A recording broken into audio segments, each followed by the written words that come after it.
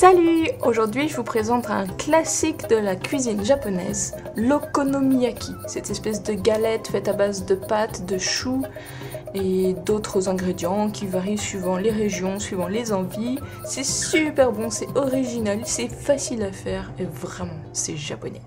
Alors pour commencer, on va couper le chou en tranches de 1 cm à peu près. Voilà, on peut le couper plus fin. Vous retirez le cœur s'il est trop épais, vous le coupez en plus petit pour pas gaspiller.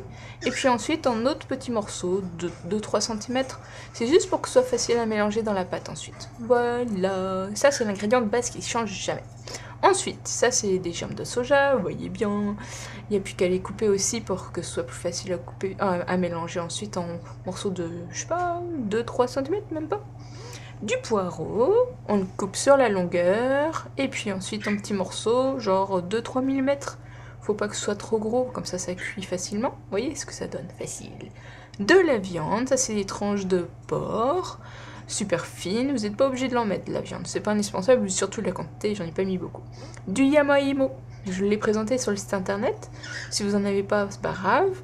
Là j'en ai, donc j'ai utilisé, j'avais un gros morceau, j'en ai juste utilisé une partie, donc j'ai juste épluché la partie que j'avais utilisée parce que ça glisse tellement, vous voyez comme c'est gluant, que si on garde la peau, bah, c'est plus facile après pour manipuler. Et donc pour faire ça, grâce à une râpe, il faut le rendre en purée. Vous voyez comme c'est gluant.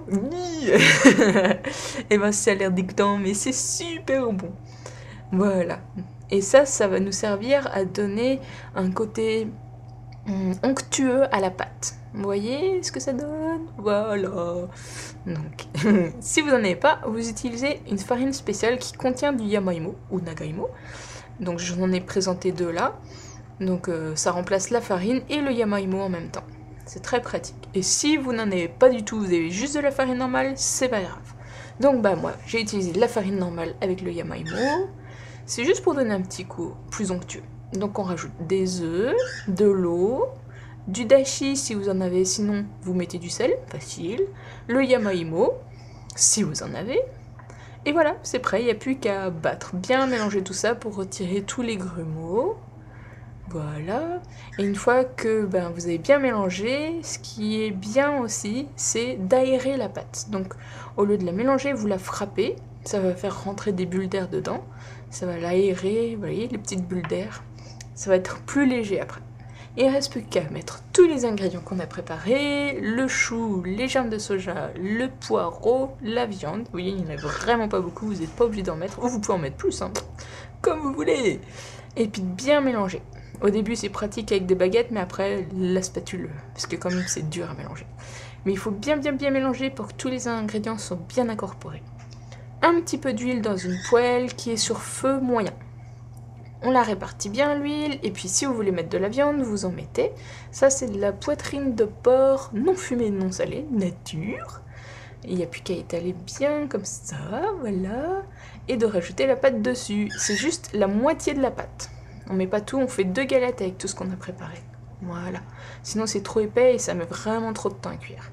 Donc là, on répartit bien et on laisse cuire à feu moyen pendant une dizaine de minutes.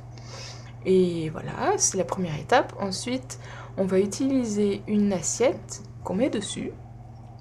Et hop. Voilà. Vous voyez comme c'est bien grillé, mais pas trop. Déjà, ça a l'air bon.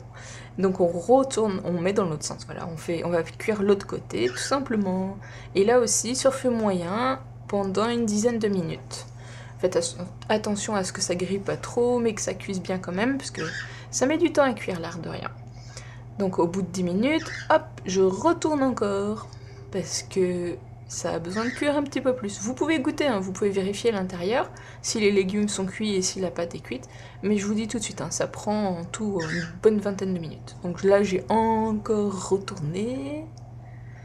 Et si vous avez 2 plaques de cuisson, vous pouvez cuire les 2 galettes dans 2 poêles différentes. Et comme ça va vite. Désolée, aujourd'hui, il y a les oiseaux qui font du bruit. Taisez-vous. Et voilà. Et quand c'est la dernière fois, il faut avoir le côté chou sur le dessus. C'est plus joli. Voilà. Et la touche la plus importante de toute cette recette, c'est ça. c'est tous les petits ingrédients qu'on met sur le dessus. Ça, c'est de la sauce pour okonomiyaki, mais vous pouvez utiliser de la sauce Worcester Chuno, celle qui est épaisse, c'est la même chose en fait. De la mayonnaise, que vous pouvez étaler au couteau aussi, hein. Moi j'ai fait ça joli, mais des copeaux ou des petits flocons de katsuobushi, c'est de la bonite séchée, c'est un petit goût fumé, et j'avoue que ça va super bien avec les okonomiyaki, vraiment délicieux. Donc moi j'en ai mis un paquet parce que j'adore ça. Et quand vous utilisez des grands copeaux, c'est rigolo parce que comme c'est chaud, et ben ça fait bouger les copeaux. On a l'impression que notre plat est vivant. Ça c'est de la aonori, des algues séchées en miettes. Si vous en avez pas, c'est pas grave. Et ça, mon petit ingrédient préféré, le benishoga. Donc j'en ai mis plein. Et voilà, ça vous donne ça, 2 délicieuses galettes d'okonomiyaki. Normalement, ça se cuit sur une plaque de cuisson bien chaude, là comme on voit dans les restaurants japonais. Forcément, personne n'a ça chez lui. Donc la version à la poêle, bah, c'est ce qu'on fait dans les maisons japonaises d'habitude. Donc c'est très bien comme ça marche à la perfection. Comme d'habitude, vous trouverez toutes les quantités, les informations sur les ingrédients, plus d'explications sur le site a-vo-baguette.com. Bon app!